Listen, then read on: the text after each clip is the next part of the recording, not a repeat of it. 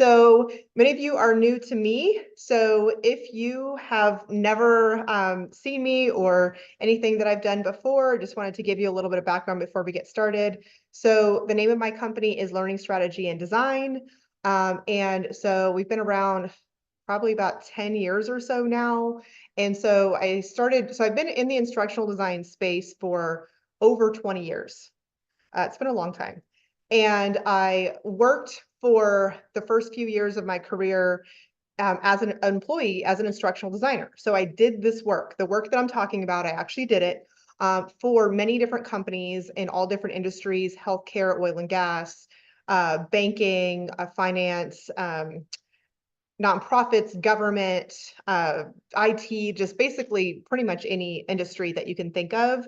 And then I broke off to do contract work, which I will explain in a little while. So you'll learn what that means. That may be a foreign concept. It's a lot more flexible than full-time work. And then I started my own company where I started getting my own clients and doing instructional design work for them. And then in about 2019 or so, I started Applied Instructional Design Academy, which is a program that is practical and hands-on, that is 9 months long, where we actually help people transition, mostly educators transition into instructional design. It's like soup to nuts, the entire thing, that really in depth to help you learn to become an instructional designer. And so that's after I've spent many, many years in the field. I also was a hiring manager as well. So I've been on the hiring manager side. I've also been a project manager. I managed projects for a really large oil company, learning projects for all of the learning that managers up through VPs would receive at one of the largest oil companies in the world, BP. I was in charge of all of North and South America. So I flew all over the place, making sure that our trainers who were delivering it was in person at that time, were delivering the training well, and that everything was designed appropriately. So that's a little bit about my background. We talked about the podcast already. And so you can go and listen to that as well. And this is just some of the companies that I have worked with in the past, either as clients or worked for, to give you a little bit of an idea. So this is just on the personal side. So, the business side is one thing, but like, who are you as a person? So I am an avid traveler. It is my favorite thing in the entire world. And it's one of the reasons why I stopped working full-time and went to contract. And like I said, I'll explain that in just a minute, but there are a lot of flexible ways to do this career. And so that was really important to me that I was able to travel. So I've been to over 60 countries. I'm a single mom with a 16-year-old. He's been to about 25. So this is what we love to do. And this career has allowed us to do it. So, and that's one of the reasons, among many reasons, that I'm really passionate about it. Not everyone's thing is travel, but being able to do whatever it is you're passionate about, I think is really important. And unfortunately, a lot of you are here because that's not what you've been able to do for many reasons. So, so that's why I am so passionate about helping others to be able to do this also. All right, so real quickly, why should you consider a career in instructional design? We're going to talk about what it is in just a second. So the first reason is that it's flexible. And this is kind of what I was just talking about, my ability to be able to travel. So there are a lot of people ask me, are there remote jobs in instructional design? Do you have to go like into work every day? And there are a lot of remote jobs, and there's also a lot of hybrid jobs. So a hybrid job is basically where you go into an office for 2 days a week or 3 days a week. The schedule is not really, it's not the same. It might be 1 day a week. It might be every 2 weeks, but some form of some time you would go in, and then the rest of the time you're working from home. Whereas a remote job, you're usually never working from an office. You're always at home, unless there's a couple times a year, sometimes it's once a year, where a company will have you come in. They'll have everybody come in and do like a company-wide meeting, and they'll pay for all your travel and your hotel and like wine and dine you and all these things. And so that is something you have to do, but like the job itself is at home. So there are still some jobs that are in the office, but and after COVID, what happened is everything, of course, went remote during COVID, and there were a lot of companies who were already remote. Some of them went back into the office, but the majority went hybrid if they did. If they called their people back into the office, it was hybrid. And so that's so one of the cool things about this schedule is that you're able to, most companies out there, and this is very different than education. And it's one of those things that I didn't realize I had to explain to people because it just was my career for so long. It's just what we did. But if you have an appointment, like say you have to go to the doctor, you just go, and then you make up your work that night. And your boss is like, why are you, just thank you, bye, like get out of here, go. Or if you're at an office, or shut your laptop and go. At the end of your work shift, if you're at home, shut your laptop, walk away. Like, if you got to go to your, kids' performance and it's during your workday, go make up your hours another time. Like you don't have to, there's a lot of flexibility. You can take your laptop and go work from, let's say you got to go to your parents' house because somebody had surgery and you got to kind of help them out. Go work from there. Don't take vacation time, just go. Like those are the kinds of things that you're able to do. Use in the bathroom whenever you want. Like that's a big deal for some people, right? Educators are, and so, being able to just take a walk during the day, like those kinds of things are really flexible. And if you do contract work, which means you actually don't really have a set schedule, it's even more flexible. So we'll get into that. The field is really growing like crazy. There are, if you think about every company in the world trains people, and we'll talk a little bit more about what that looks like, but every company in the world trains people. And it's not just every company, every organization, every nonprofit. We have, so my company had a big contract with the United Nations. We actually created a training program for people who work in refugee camps in Europe. Who would have thought? Like they hire instructional designers to create training for refugee camps. It's just everybody needs this, and it's continuing to get bigger. It's a newer field still, and it's continuing to get bigger. And so every year, you get, again, I kind of mentioned this already, you get paid for the hours you work. They're not going to ask you to work like 60 hours a week. Like that's just it's like, and I've heard some of the people I helped transition, I've had somebody said their manager told them like, nobody's going to die if you put that off till tomorrow. Like we're not doing like earth shattering work that something's going to happen. Shut your laptop and come back tomorrow. So you don't have to go back to school. There is upskilling required. We're going to start that conversation. We're going to be talking more about it. You're going to hear about it in the podcast. Like there is upskilling required, and I cannot say that enough. You do have to work. This is not something you can just do overnight. This is not like, I need a new job tomorrow, so I'm just going to find who will hire me. This is not that. However, you don't have to go back and get a master's degree or another master's degree if you already have one. Like that's not necessary. But you are going to have, it's like a medium between like doing, just getting a job tomorrow and like a master's degree. There's like a middle ground, and that's where we're at. You can still do meaningful work. I know some people are like, I don't want to be in a soul-sucking career. I went into teaching because I really care about the kids. And there is a degree of like, is that fulfilling that elsewhere, right? If that's what you still, are really passionate about. But, we've got people, like I said, I had a project with the United Nations. We have someone who works for the Susan G. Komen Foundation, nonprofit organizations. There's lots of places where you can work. There's people that work with veterans for the government doing ID work. Like if you're like, I don't want to go get like a job where I feel like it's not great, there are organizations, but even some of those jobs can really be fulfilling as well. And the money is really good as well. All right. And this is just a couple of the projections of how big the e-learning industry is supposed to get over the next few years. Just some stuff I pulled off the internet, but it's really growing a lot. Online learning, especially, like people don't train people in the classroom anymore, and so we'll talk a little bit more about that. Okay. So what is instructional design? And there's a couple people who were brave enough to speak who told us what an instructional design is. It is really, at its core, the systematic and intentional design of good learning. So it's really taking learning and looking at it from a systematic and intentional perspective and designing it with a process in mind. Now, this is not new to educators. This part is not new, but what I'm going to do is draw some parallels to education and then also some differences because there are differences as well. But this piece is something that, educators do often. But it is really being intentional about the way you design good learning. And I say that because there's a lot of learning out there that is not great. And mostly I'm talking about, especially in corporate learning. Like, I mean, you guys have even taken trainings, I'm sure, like compliance trainings that you have to take once a year where they're awful. And they did not use a systematic and intentional design. They just like threw it together and that was it. And so at its core, this is what we're doing, is really being intentional. And this is why a lot of educators get into instructional design, because I mean, that's what you've been doing. You're just doing it in a different way.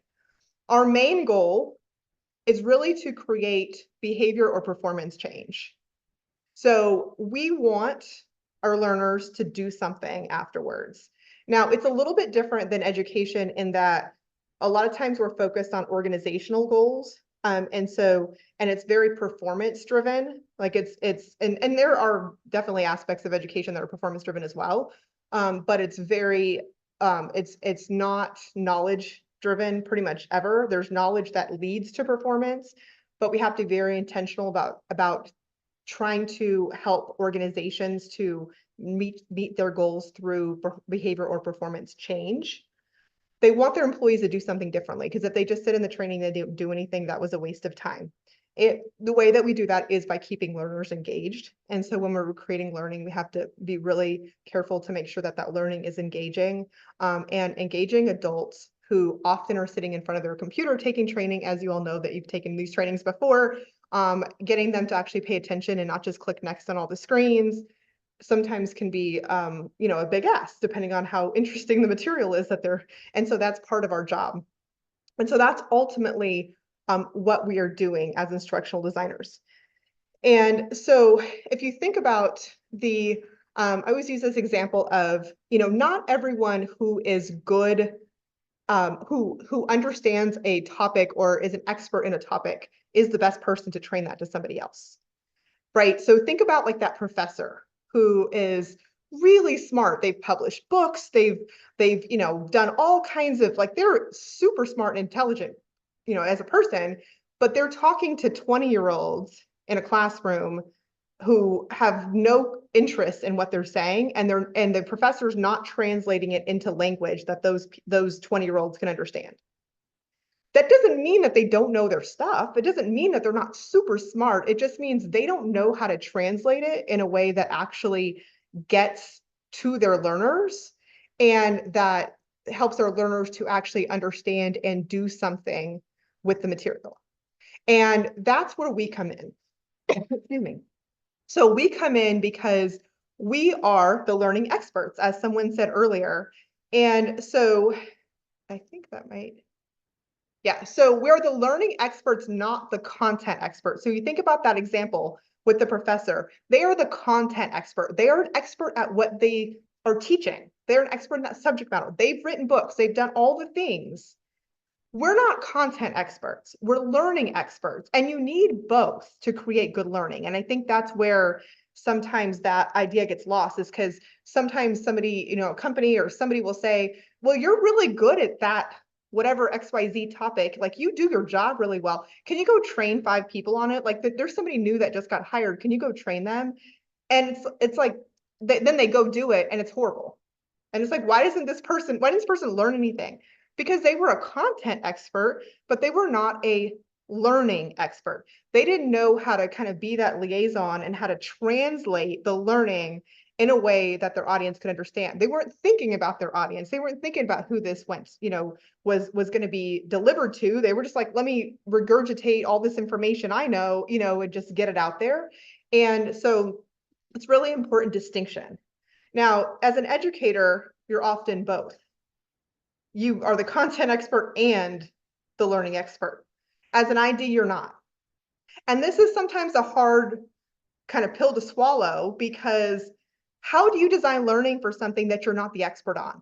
And so when I worked in my, as an ID, I worked for, let's say, a bank, and I designed learning for them. And then I worked for a hospital. And then I did this project with the United Nations. Those are very different sets of content.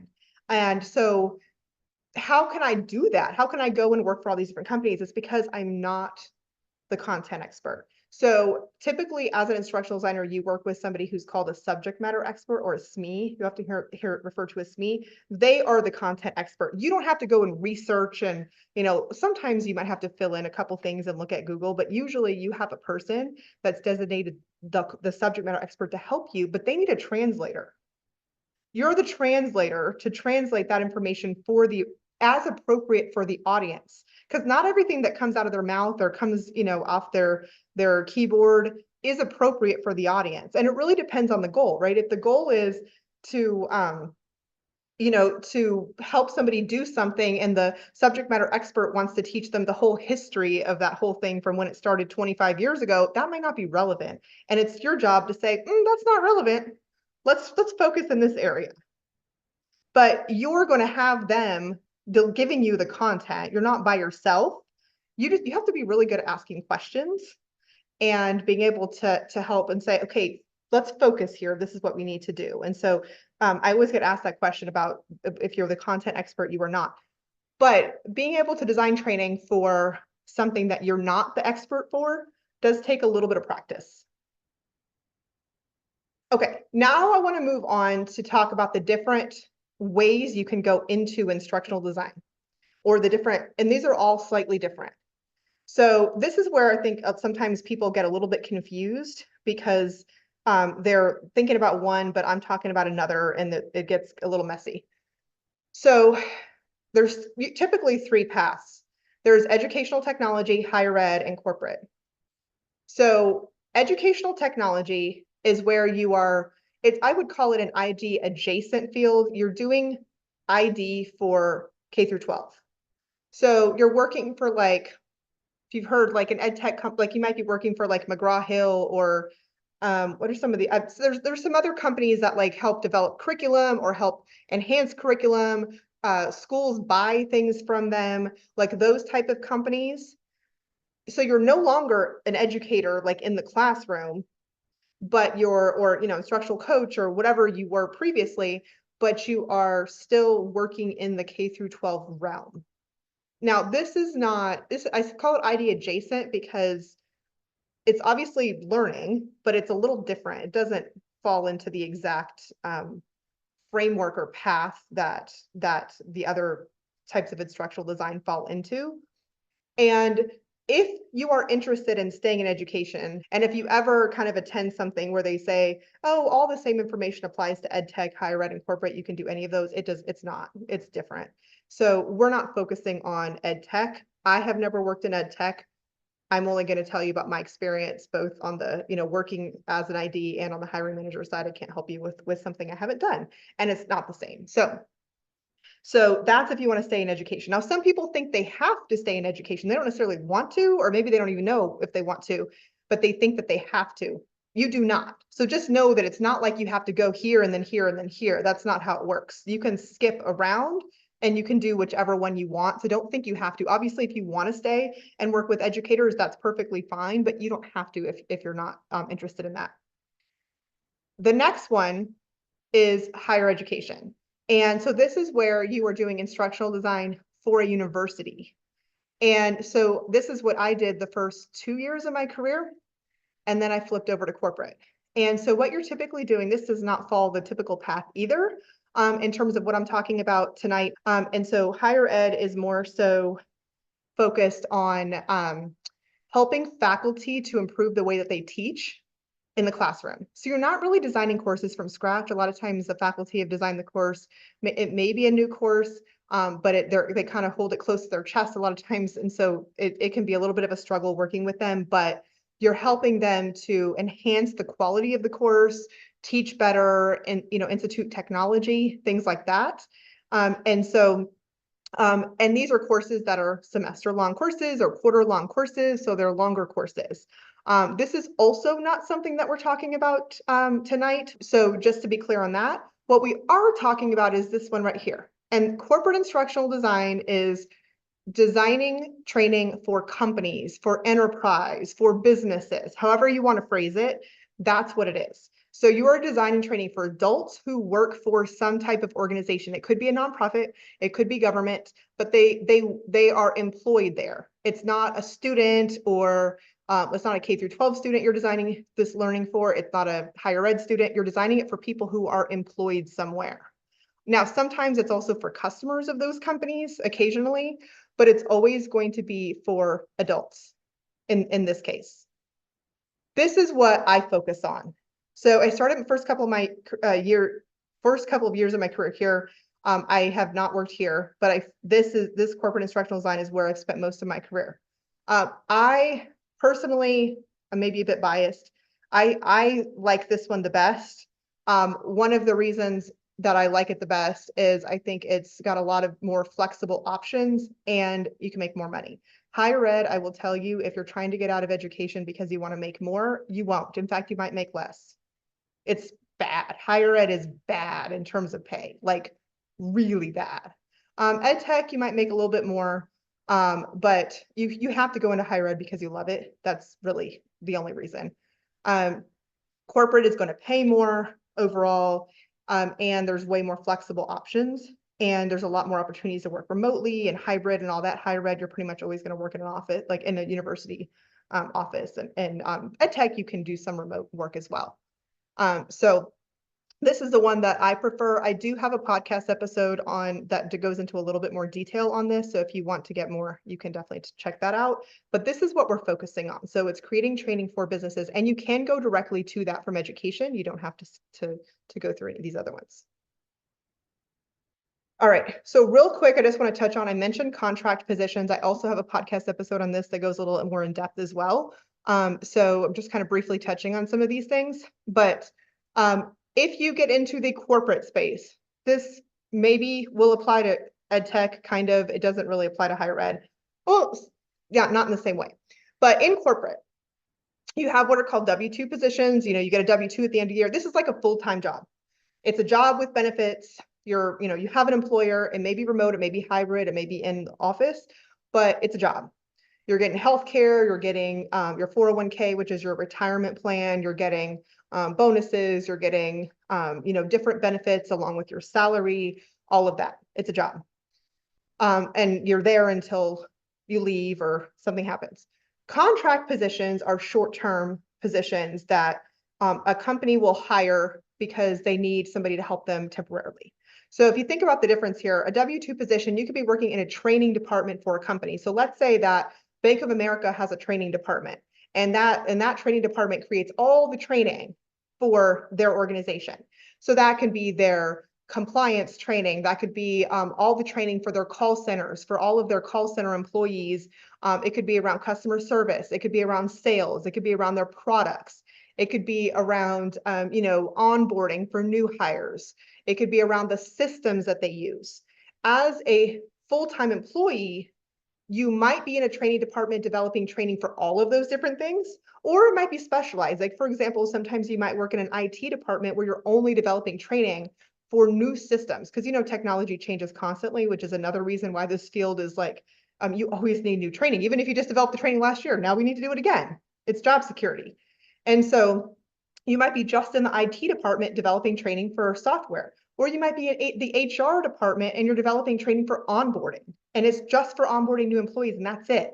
Or you might be like, let's say you're working with, it is for their call center. Like say it's Bank of America's call centers. You might be in their customer service department where you're just developing customer service training and that's it. So you could be in one piece, or you could be like a training department for the whole company where you do all of it. It depends on the company and the way that they set things up, but it's a job.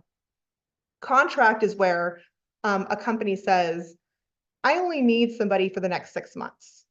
I don't need somebody ongoing, like a W-2 position. It's where you're going to keep on getting projects and one ends and you get another one. And there's like always, every company has training needs all the time.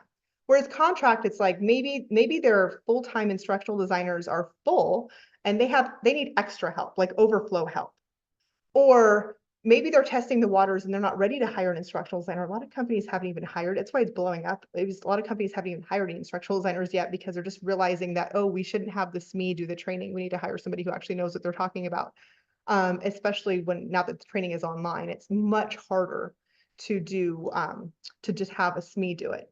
And so maybe they want to give it a try for a few months. But either way, they have a need for like 3 months, 6 months, a year, could even be 2 years, but there is an end date on a contract. Some contracts are full-time hours, so you are working like full-time is 40 hours a week. A lot of times that's flexible depending on the company. Like when I worked full-time, it was like just start sometime before 9 o'clock in the morning. They don't care when, and then you just adjust whatever your hours accordingly. Take a lunch, don't take a lunch, take 30 minutes, take an hour and a half, whatever, just finish your day whenever your 8 hours are up. And so with contracts, sometimes they work the same in that they're full-time hours, but they're for that specified period of time, whereas other contracts are part-time hours. So it might be 20 hours a week, it might be 10 hours a week. And so this is where it gets really flexible because some people are like, I don't want a job. I don't want to be tied down that way. And so they might do contracts and then they get one contract and then they get another contract. And sometimes we do what's called stacking contracts where you might get 2 or 3 part-time contracts, which equal full-time hours and they pay actually more than full-time, but you are in control of your schedule because you're not an employee. So there's lots of ways to do this. And this is something that you can get into anywhere. I just want to give you like later on, I just want to give you a taste of like, it's not just get a job or nothing. That is an option. A lot of people take that option. A lot of people feel like that's job security, you know, feel the security of having a full-time job. That's perfectly fine. There are just other options as well. And I do have a podcast episode or two that go into more detail on like the differences between the two. So if you're interested in that, you can definitely check that out. All right, so this is just a really quick little illustration of what you need. This is super simplified. There's way more to it than this, but of what you need to learn and know in order to get, you know, to be able to be competent in this field. So there is, and I'll talk a little bit about the main one that's used, but there is a corporate instructional design process for a project. So everything that we do in instructional design is based on a project. So let's say that there is a training need that a company needs to train their employees on X, Y, and Z. They need to do that because there's some kind of a gap. Obviously, you wouldn't train people if everything was working perfectly. So the gap could be the people are new. They just don't know, you know, it's for new hire. They don't know. The gap could be there's a new system and they have to be trained on it. Or the gap could be like performance isn't really going the way it should and we need to redo this. Or the gap could be compliance, state regulations. There's lots of reasons why this may happen. So that gap, so there's a reason why training is needed. And so then a project is initiated and there's lots of pieces. So this is extremely simplified, but there's this process that you take a training project through. You have a kickoff meeting and you ask certain questions and you get certain things from your SMEs and then you move on and you design certain deliverables. And we're going to talk a little bit more about this. Podcast episodes have all the gold for you guys if you want to get a little bit more into that. But there's a bunch of things that happen, and there's 2 main buckets that the activities fall into. This is not by all means all encompassing, but it's usually design and development. And so remember, we're being really systematic about the way we do things. And so if you equate it to like building a house, if the builders went out and just started hammering away and didn't have a plan and didn't have a blueprint, that house would be a disaster, right? You can't just like start laying the foundation for a house that hasn't been systematically and intentionally designed. So this is kind of like your lesson plans in education. We also have that. They don't look like lesson plans. They look different. And that's part of learning this field is learning what they look like because employers will expect you to design the way that they want it to see it done, not the way that you would design a lesson plan. But the concept is similar. Excuse me. Get some water real quick.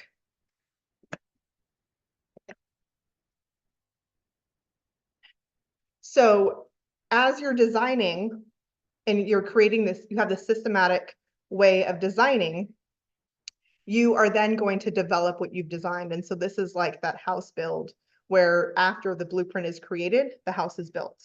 Now, before the blueprint's created, there's other activities that happen as well. You have to actually, you know, if the builder is going to talk to the family to even figure out what what kind of house do they even want? How many members of their family do they have? Do they need a big yard? All of these kinds of things are going to go into that. And so you are going to do that again with what you're going to ask a lot of questions. You're going to get a lot of information from your subject matter expert, because remember, you're not the content expert.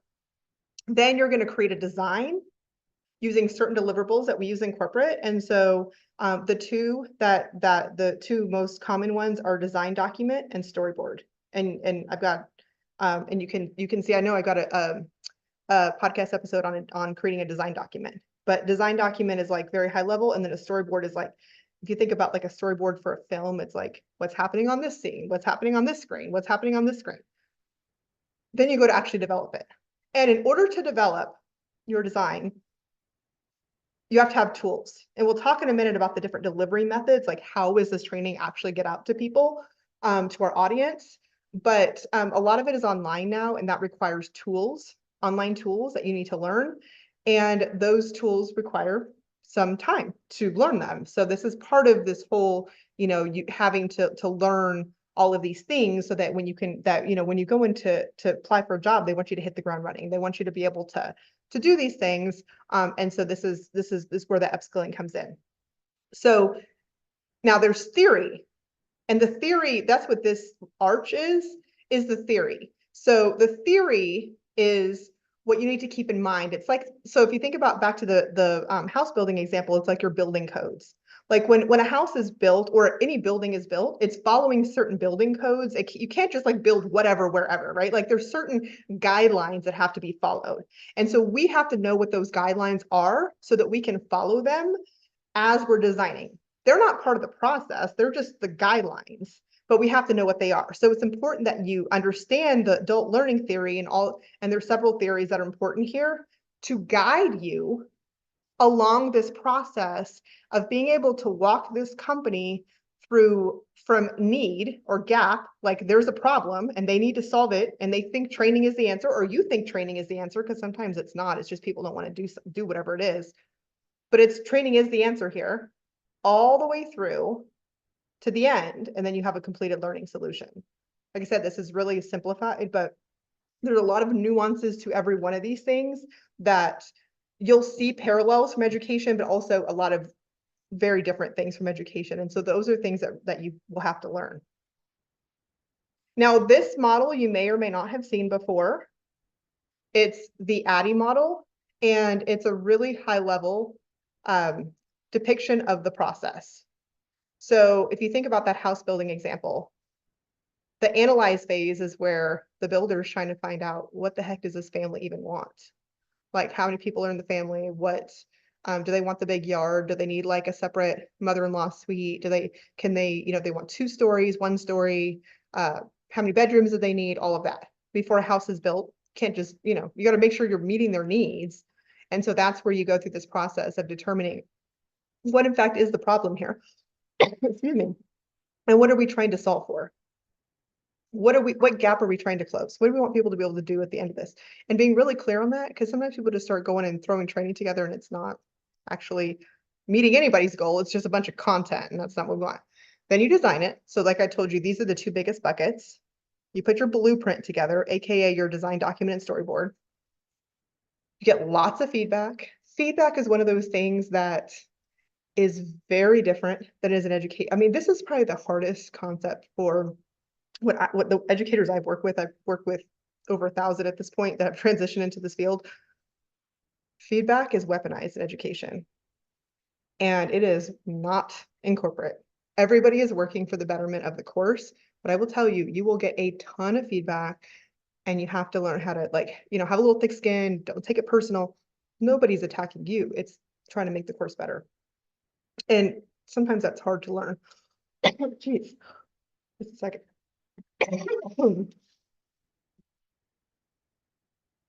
So then you implement it, and then you evaluate if it was successful. So I have a podcast episode on this as well as SAM, which is another method that's used. And so you can learn more about that.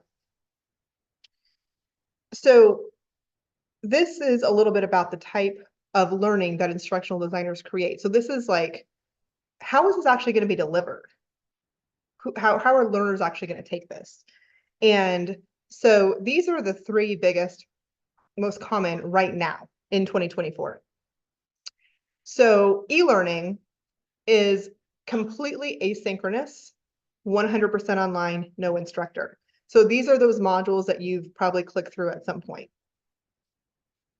And the thing about e-learning is that, so e-learning has become more and more popular over the years. It used to be that people would train in a classroom. Like all the employees or a group of employees would go into a big conference room and somebody would stand at the front of the room and train them. And that probably was the subject matter expert. It was whoever was good at the job, maybe the manager or something like that. And even though that might have been it might have not been the best thing, that's what they did because that's the only person there to do it. And they could do that because anybody can stand up in front of a room. Not everybody's good at it, but somebody who works for a company can stand up there and, pretend that they can do this. E-learning, not so much the case because it's completely online, which means it uses tools that not everyone knows how to use. And so this is where a lot of companies have realized, oh, we just had this me doing this. Now we can't do it anymore. We have to hire an instructional designer. And so that's the increase in demand has come up. So these modules are typically created. There's a lot of e-learning tools, but the ones that are used most often are Articulate Storyline and Articulate Rise. Those are the market share. So you're going to learn to create learning, probably about 80% as an instructional designer is online. It's not for a live classroom. Again, very different than creating for a live classroom because now you have to try to keep people engaged online when there's nobody talking to them and help them understand hard concepts sometimes and things like that. Now, some companies still do some training that is live, and this is virtual instructor-led training. So that means that there is an instructor and it's live, kind of like we're live. This is like a short session, but kind of like that. And they're going to, there is somebody talking to them. So it's more like you're planning the PowerPoint and the, activities or whatever, but you're not doing it all online. This is probably about 20%-ish of the market does instruct, and some do both. It just depends on what they're training. What is the content? Which one does it need? Instructor-led training, which is where people are live in front of an instructor, it's still done sometimes, but not really at all. I mean, as much anymore, especially after COVID. Now, micro learning is really short, kind of what we call just-in-time learning. So it might be like a quick video or like a 2-minute, like a quick reference guide. We call them job aids. Some kind of quick tip sheet kind of thing or quick video and so sometimes that's all you need.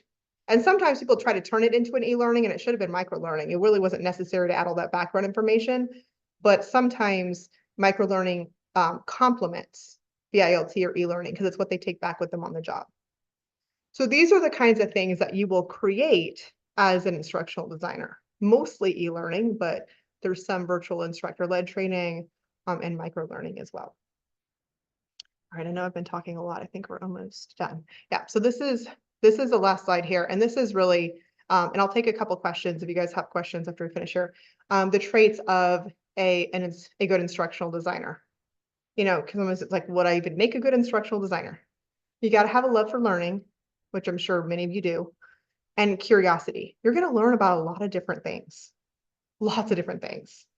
And so just being curious, asking good questions. I honestly think that's probably the biggest inherent trait is if you can ask good questions, you'll be perfect at this. Adaptability to change, projects change. There's variables that get thrown in. Nothing is ever life or death. That's the cool thing about it is even when a project goes off track, usually everybody understands and just adjusts the dates. But being able to adapt to things happening or different content or different, variables in a project. It's kind of, there's never a dull moment. Knowledge and comfortability with tech. So this is not like programming, coding. We're not talking about that. We're talking about can you do PowerPoint or Google Slides beyond just saying, here's an image and here's some text? Can you use more of the advanced functions? Because actually the tool that's used most often in the field, Articulate Storyline, is what I call PowerPoint on steroids. It literally looks like PowerPoint when you open it, but it just has way more functionality. And this is something that sometimes if you have never, if you really don't even feel comfortable doing anything in Google Slides, it will be a little bit of a struggle. But if you feel like you can use Google Slides or PowerPoint pretty well, you'll be able to do it. So not like super high tech skills, but you got to be comfortable, like, navigating basic, or, that mid-level, I guess, tech. We're problem solvers. So having that ability to, like, we're solving problems, we're trying to solve learning challenges. So being able to do that, and having a bachelor's degree in anything. The reason why I say that is because a lot of companies use this as a screening tool. You do not have to have a master's degree. If you do, great. It's not really gonna, if it's not an instructional design, it's probably not gonna matter so much. But even in instructional design, you don't actually need to have a master's, but they will a lot of times ask you when you apply for a job, do you have a bachelor's degree, yes or no? And if you say no, they'll automatically, I mean, it's just unfortunately reality, they'll throw your application out. So this is really important. It doesn't matter what it's in, it's literally yes, no. And then that's it. It's just a screening tool, they, to screen out half the applicants if they can or whatever. So that is, let's see. Oh, and then this is just, so how do you show employers when you don't have any experience that you can do the job? And the cool thing about this field is that you do have a tool, and it's called a portfolio. There is a way to show them when you have never done this job that you can do it. And people do get hired based on that. If you do not have one of these, the chances are slim to none that you will get hired as an instructional designer. Very slim to none, like almost none, unless you know somebody. So, but the cool thing is you can create this. Like if you were going to go to become a nurse, I mean, other than going to school, like what can you really do to prove you can do the job except do the job? We can actually prove some of that before we actually even get started. So you have to redo your resume, be able to talk the talk in interviews and the portfolio. And this is just QR code if you want to connect with me on LinkedIn. I'm always sharing content on there, different things, tips, and stories of people who have transitioned and all kinds of things on LinkedIn as well. So if you want to connect with me, you can use that QR code. And hopefully, I know I did a lot of talking tonight, but does anyone have any questions or anything that they want to share for the next couple of minutes? We've got some questions in the Oh, chat. do we? Okay. Let me see here. My screen just moved on me, of course. Feel free if anyone has questions to raise your virtual hand and we can call on you live too. Oh, I see a question here. So Sharnita said, I love how you say that companies expect you to hit the ground running. Do you know of any companies who train their IDs? The short answer to that is no. There's a bit of, so there are companies who understand that if they're hiring you and you don't have a lot of ID experience, that there is a ramp up period. So it's a yes and no, where they don't necessarily expect you to come in and immediately like deliver high quality things from day one, but they do expect you to have the baseline knowledge, the portfolio. They expect you to know the tools. Like they're not going to go in and train you on Articulate, Storyline, and Rise. You have to know those coming in. Like there's no company that really trains on that. They're going to expect you to know what a design document is and a storyboard is, or expect you to know what questions are going to ask me in a kickoff meeting. They're going to expect you to know certain things. Now, they're going to understand that you maybe haven't like done those things as much in reality. And they're going to give you some time to like, especially to ramp up to their company, because you can't come in being able to perform at a high level for their company when you just started. But they will expect you to have that baseline knowledge. They're not going to hire someone who, let's say, has no understanding of instructional design and then train them from the beginning. That definitely won't happen. But they do understand that like in order to produce at a high level, you do have to have like a ramp up period. And actually, a lot of educators are surprised by the ramp up period. They are used to doing 5 million things and feeling like they're unproductive if they're not. And you may get a whole entire week to fill out some paperwork your first week.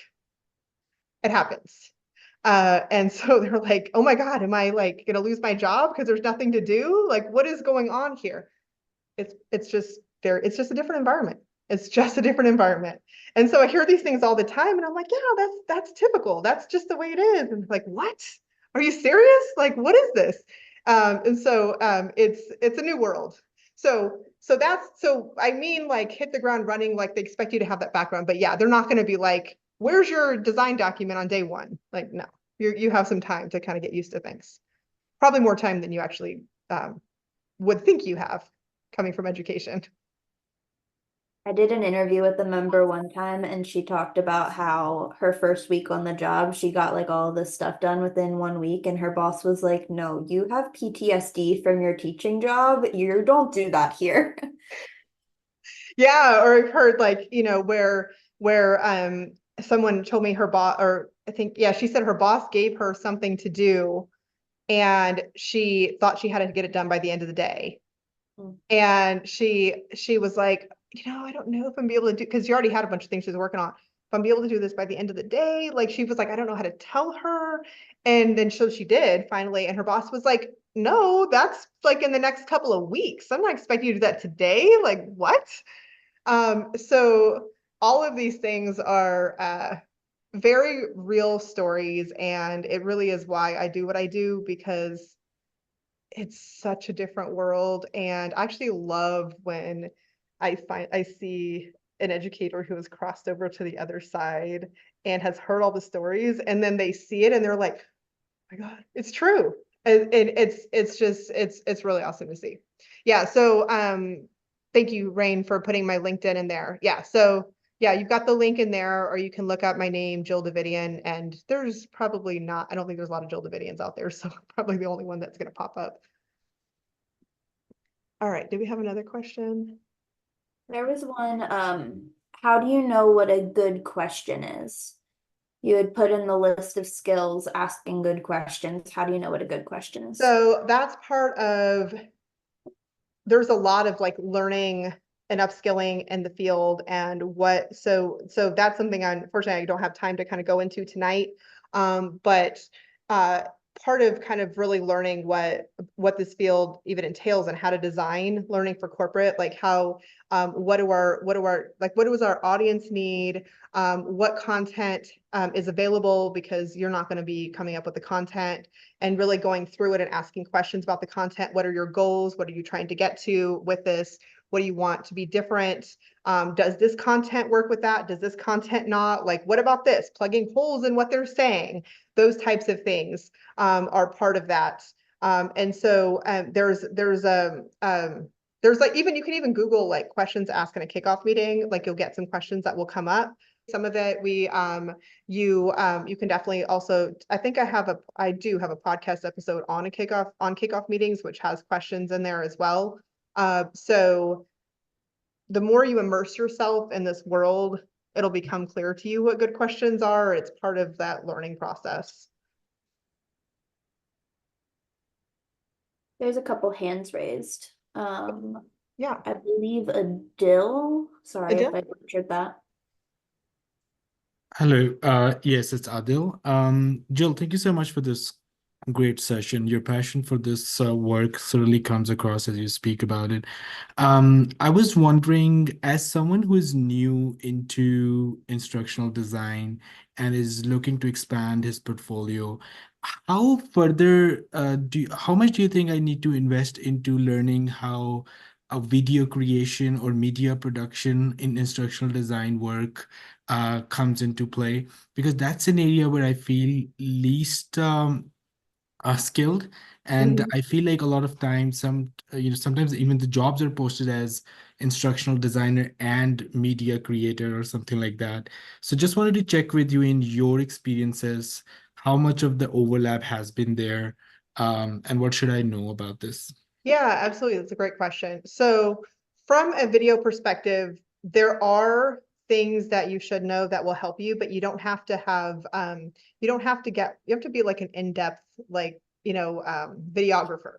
So for example, and this may, you may kind of know what I'm talking about in terms of tools, but there are some tools that are like, they're like, you can do everything possible with video. Like Adobe Premiere is one of them, where it's like, it's pretty powerful.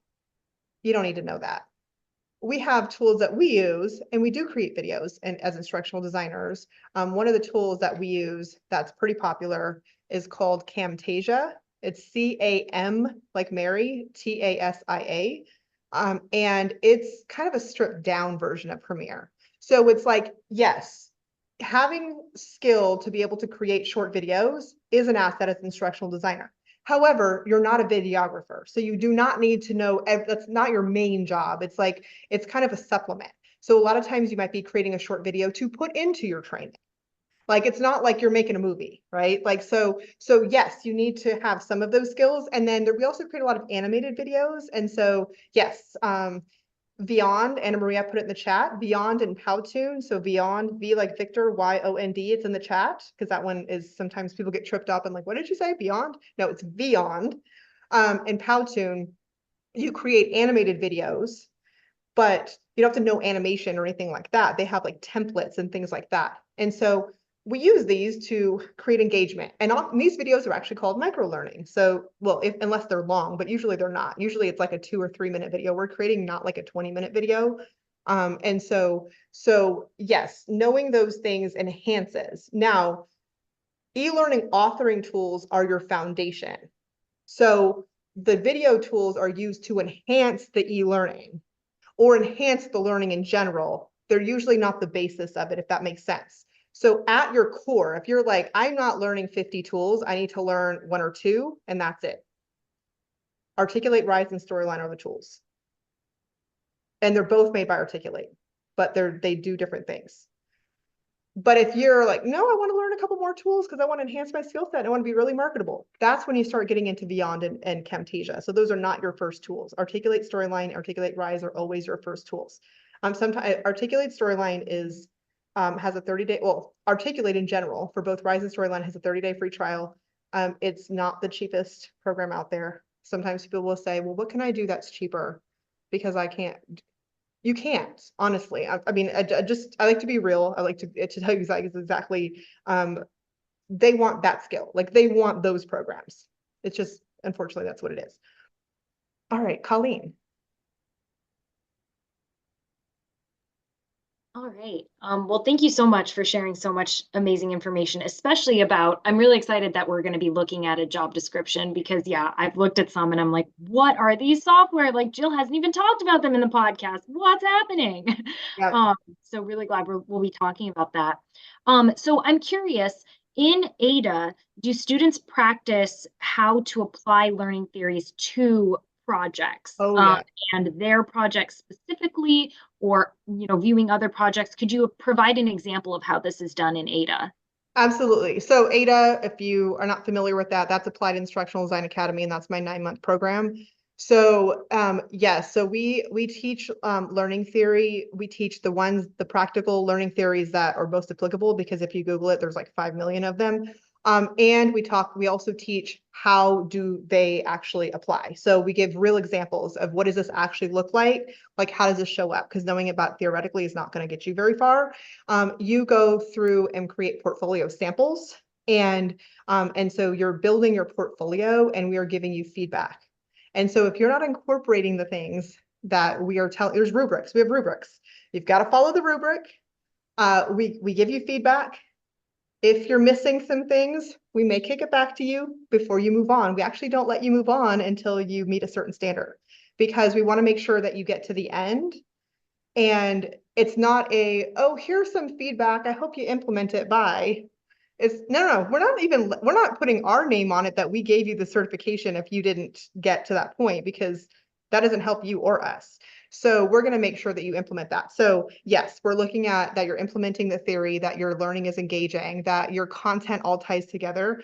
I will tell you, one of the hardest things that I see is writing performance-based learning objectives, because they're very different than how learning objectives are written in education. We all know how to write learning objectives. They're not written the same. Performance-based assessment questions and tying it with the content, so it's a steady flow. It takes a little bit to master when you're doing it in online format with content that maybe is not your content area. And so we are constantly giving feedback on making sure that learning is solid. it's also visual design and all those kinds. It's all of it put together. Yeah, absolutely. And the technical stuff as well. But yes, learning theory is a big part of the application piece. Awesome. Thank you so much. I've been reading up on the theory and I'm like, but how do you apply it? Yeah. Oh, I mean, that's the main thing, right? You can read about this stuff all day on Google and then have no idea how to actually implement it. So that's literally what we focus on. All right, Kristen. Hi. Hi. So I've been a teacher for 25 years and I can retire in 4 years, but I'm just getting really excited about maybe becoming an ID. So, and my friend is actually going through ADA right now and she is loving it. So she's really motivating me to maybe start a little earlier. And I was just wondering how doable it would be. And it sounds like if you could do part-time contract work, it would be doable to maybe keep teaching for a few years and then maybe depending on a contract job that you could find could work it out. I was wondering how many people from ADA that you knew of have been doing that. Yeah, so the thing with contract work, it is possible, but you will occasionally have to do a meeting during the day. And so sometimes with teaching, that doesn't always work, just to be fully transparent. Like you don't have like necessarily a set schedule, but if you're like, I am never available during office hours, like talk to me on the weekend, it may not work so well. So it kind of depends on if you're able to, a lot of times in a contract, they'll ask you when you're available, but you have to have some time when you're available, or else it's like, well, we can't even move forward with this project. So sometimes I will say we do have teachers who take on part-time contracts. I will say that it is challenging for that reason, just to be completely honest. Gotcha. Sometimes they'll take on a contract during the summer, like a shorter contract, which is possible because those do exist. They can do like a 2 or 3 month contract. Sometimes it's just does the timing work out? Sometimes it does, sometimes it doesn't. We also have sometimes people will, and this is kind of a different answer to your issue, but will get a job with their government in their state and their retirement carries over. Every state's different. But we've also had that happen as well, where they did get a full-time job, but it actually paid into the same retirement plan as they did when they were a teacher. Oh, wow. And so just to throw another option out there, of course, you're looking at a smaller pool of jobs because you're not going for anything. So it may take longer to find that job, but that's an option as well that we've had people do too. Oh, that's a good idea. Thank you. All right. Tarasha? Hi, it's Teresha. Teresha. Okay, sorry about that. No worries. Quick question. In terms of this is kind of a piggyback on the gentleman that spoke earlier. Are we expected to purchase the software programs, Articulate Storyline and Articulate Rise and all of those things? You mean as part of your job or Yes. So yeah, so if you have a full-time job, they will provide you the tools. Now you will need the tool prior to be able to get to the point of getting a job because you will have to build a portfolio. But once and I'll come back to that in a second, but once you get the job, if you have a full-time job, they will always pay for your tools. They'll pay for your laptop. They'll pay for, in fact, if they send you, especially if working remotely, they send you a whole bunch of stuff, monitors and, all kinds of things. And they always pay for all of the software. If you do contract work, sometimes the contract will pay for the software and sometimes it doesn't because they consider you independent because it's contract, you're not employed by them. And so you will have to have the own license and it becomes a business expense and you can write it off in your taxes and all of that kind of thing. So that's what happens once you get on the job. Now, prior to getting a job, you're going to have to build a portfolio. And so different tools have different trial periods. Articulate's trial period is 30 days. I will be honest and say that is not really enough time to build what you need. Unfortunately, it used to be 60 days. About a year ago, they changed it to 30. So you either have to be really, really dedicated during that 30 days and probably not do a whole lot of anything else to build that. Or you may have to purchase it in order to build that portfolio potentially. And Okay. other tools are different in terms of they may have a 7-day free trial or 14-day or whatever the case may be. Okay, but the main one for what you are doing after you join the academy. So the main 2 tools that are the most important to get a job in corporate instructional design, at period are Articulate Storyline and Articulate Rise. And they're both from the same company. The company is called Articulate. And so when you get the trial, you're actually getting a trial for both. Unfortunately, you can't get a 30-day trial for each one. It's like one 30-day trial for both, which Storyline is way more complicated to learn than Rise. Rise is pretty simple actually, but Storyline takes a while. And so that's to get into the field. Now in Applied Instructional Design Academy, we teach Storyline and Rise, and then we have electives where we teach Beyond and Camtasia. And those are, like I said, supplementary tools. So it's like, how marketable do you want to make yourself? Like you can upskill, learn more, and be more marketable, but at a minimum, it's Storyline and Rise to really get hired in this field because they have like the market share. Like probably 80% of companies are asking for those two. It's fewer companies asking for the others. Okay, and I don't mean to take up too much of your time, but day one on the job, you need to have a command of Articulate Rise and Articulate Storyline. Correct, yeah. And does that happen in the academy? Yes, we do teach them, and we actually give you access to our licenses too, so you don't have to purchase the tools. Okay, wonderful. Thank you for all of the I don't know what to call them, the pre-sessions. It really means a lot. Appreciate it. Sure. Ariana?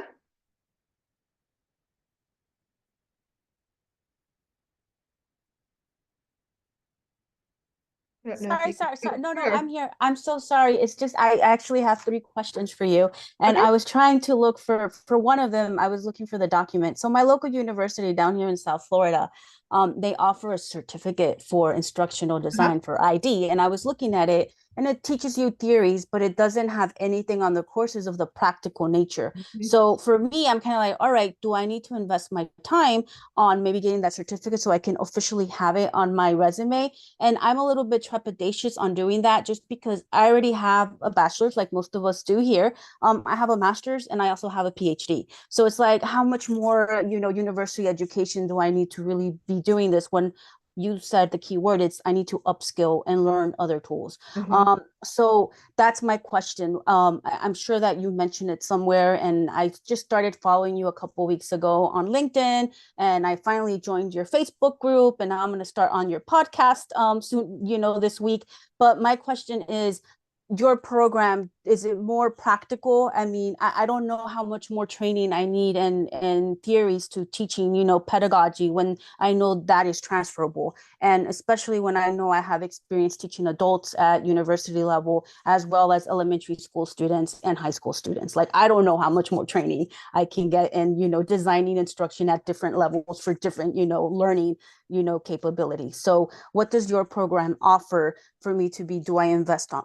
Obviously you're going to be invest with me, but like just the practical, reasoning to choose absolutely. IDA instead of, doing a whole application for a university to get a certificate from them.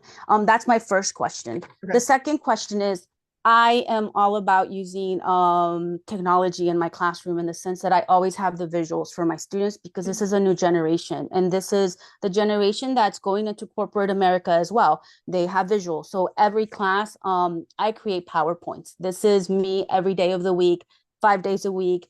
For the 2 different sections that I teach, and they're not very simple PowerPoints. I include videos. I work on the transitions. I am learning how to use PowerPoint. If I have these PowerPoints for my AP classes and my Spanish 1 and 2 courses, how feasible is that to transfer those images, that work, into at least one image for portfolio using Articulate once I get exposed to those programs? Is that something that can be done?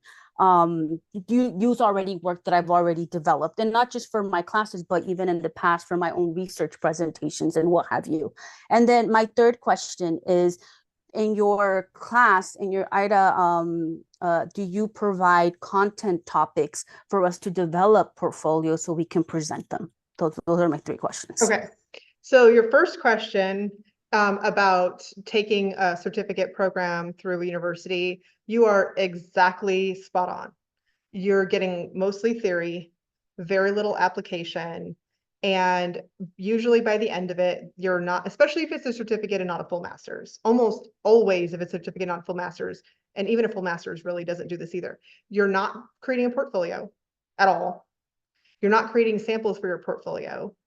You're not learning anything about the technology, and you're not learning anything about how to actually get a job in the field. So it is almost all theory. And they focus a lot on analysis, which analysis is very important, but the way that we actually do it in corporate is very different than the theoretical way. And the theoretical way is spend an entire semester or an entire class. That's not, because they get so in depth with it, that's not actually what companies do. So what we teach is what companies actually do in the real world. What is actually done? How do you actually create? It's very practical. Like how do you actually do the job? Like literally do the job. Like forget all the theory. Theory's great, but how do you apply the theory to do the job? We help you create your portfolio samples. We give you a ton of feedback. Pretty much. So when I look at somebody's portfolio, if they have one, which often they don't, that was created from a master's program, a lot of times we have to throw it out and start over. I mean, that's just the reality. It's not created for the corporate world. The other thing to keep in mind too is most higher ed institutions that teach instructional design through certificate or master's are teaching you to get into higher ed. They're not teaching you to get into corporate. And that's why we have to throw out the portfolio, because it has nothing to do with what people do in corporate. Like it's totally unrelated. And so, so if you want to actually get into corporate, there really isn't a master's. There may be one or two. There's a couple that are kind of like figuring it out, but very few really teach you how to get into corporate, and they don't help. So we give you a ton of feedback on the actual things that hiring managers are looking for. So I've been there. I've been a hiring manager. I know what they're looking for. We have lots of partnerships with hiring managers. We talk to them all the time. I was just talking to my director of operations today about all of like what a certain hiring manager was asking for skill wise. Like we're always looking at these things. And so it's all of the practical skills, all of the feedback that you get, the transformation that people take from the beginning to the end is kind of crazy in terms of what your first draft, like you iterate, like you do it over and over and over again. It gets annoying sometimes, but hey, that's how you learn. You know, in at school, if you go to take a university class, you get feedback on it, but they never see it again, unless it's like maybe a first, second, third draft of the paper. But other than that, like they're not iterating with you. They're like giving you some feedback and moving on to the next topic, whereas we're iterating with you. And then there's also, we have a career center, we have all the job readiness support, we have the resume and the portfolio finishing touches and the mock interview. Like we have mock interview calls, like how do you get comfortable answering these questions? We have partnerships with hiring managers, like all of these things wrapped up in, which you also don't get in that as well. So that's a very different approach. Now, to answer your question about creating your portfolio samples, because that kind of leads in from the last question, you're going to have to create them from scratch. Not going to be what you want to hear, but that's the reality. You cannot use things that because you have to create samples for the job you want, not the job you have. If you put something on there that's like from an AP class, then it's going to appeal to somebody who's in education and not to a corporate hiring manager. And it's also unfortunately going to scream like inexperience from a corporate perspective. You're actually going to have to create deliverables, like things for your portfolio that mimic what they actually do in corporate. It has to look like this could have came from a company. It didn't, and we're not lying and saying it did, but we're saying this is an we're showing you an example. If I work for you, this is what I can do for you. Yes, I may not have a resume of 10 years of instructional design experience, but if you hire me, and we have people all the time that say they said they were going to hire somebody with 5 years of experience, but they saw my portfolio and they hired me because of that. Because that portfolio was better than the people who had 5 years of experience. So that's what we show you how to do, because that's where the work comes in. That's where it takes time, because you are doing this from scratch, and it has to look like it came out of corporate. It can't look like, oh, you did this last week or you found something on the internet. It has to look like you know what you're doing. Like you don't have newbie mistakes in there. It has all the things it's supposed to have that hiring managers are looking for, and that those are in our rubrics. And we're like, it's got to have this, it's got to have this, it's got to have this. And there's a reason, there's a method to the madness, because we know that when they see that, if it's not there, they're throwing it out. Like we know what they're throwing out. So unfortunately, that process is going to have to start from scratch, but it's all worth it in the end. And then Your third question was, do we give content ideas? Yes, we do. We give content ideas. We have a ton. We actually have even content decks where we give you like raw content and then you have to turn that into a online course, but it's the content that like a corporation would use. So it's and actually it came from some corporation I work with at some point, and I just pulled in the content and scrubbed it of anything proprietary. So yes, we definitely give you that as well. A lot of people will do like hobbies, and they'll turn it into a business purpose. Like say you're really into a certain sport or something. You could create training for a store that sells equipment for that sport for their employees. Now you've just created a corporate reason to create training on your favorite hobby. So that's also an option. People do that too. So hopefully that's helpful. All right, Mindy? Yes, thank you. I think part of what I was going to ask got answered in the last response, but Okay. I know you said that ed tech, higher ed, and corporate are all kind of in their own lane when it comes to instructional design.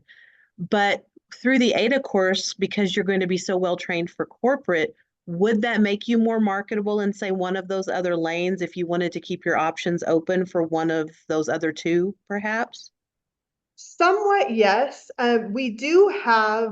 We actually have sometimes people will join ADA and then end up in higher ed or in ed tech. It's not as common. It's usually they end up in corporate.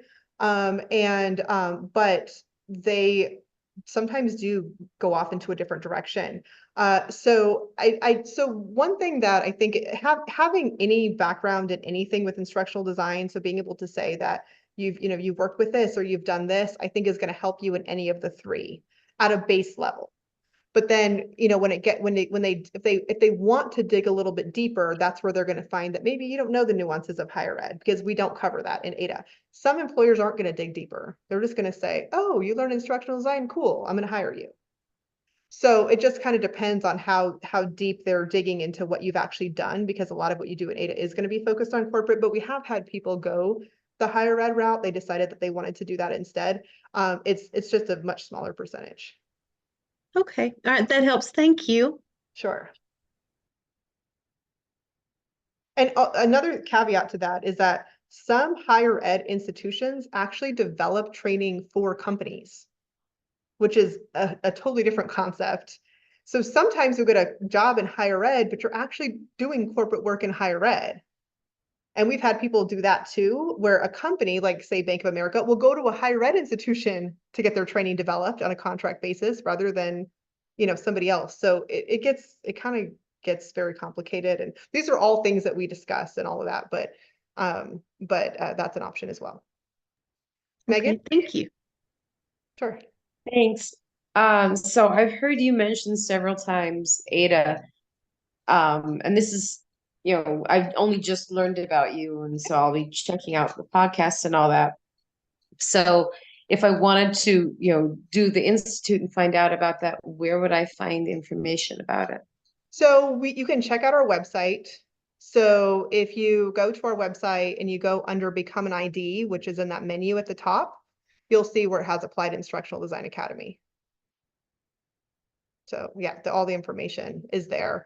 And I'll be talking about it some more over the next couple of weeks. And there's lots of, like, that's one path. There's lots of paths to get into this field.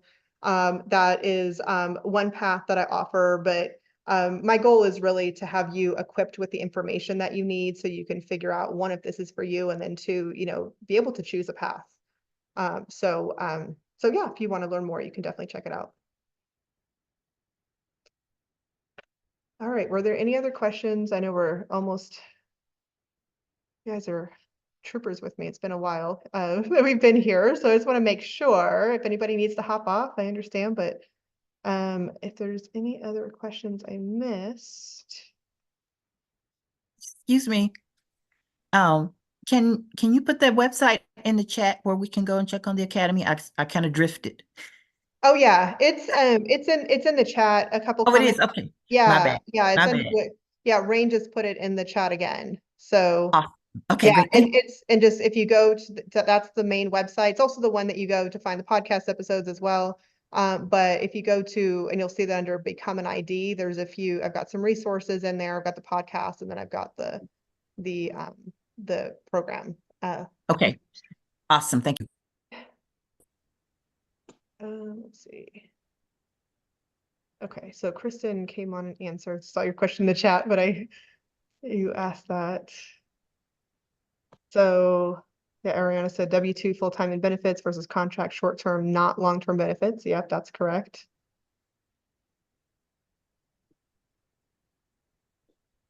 Just going back up through. Okay, I think I got through everything. Okay.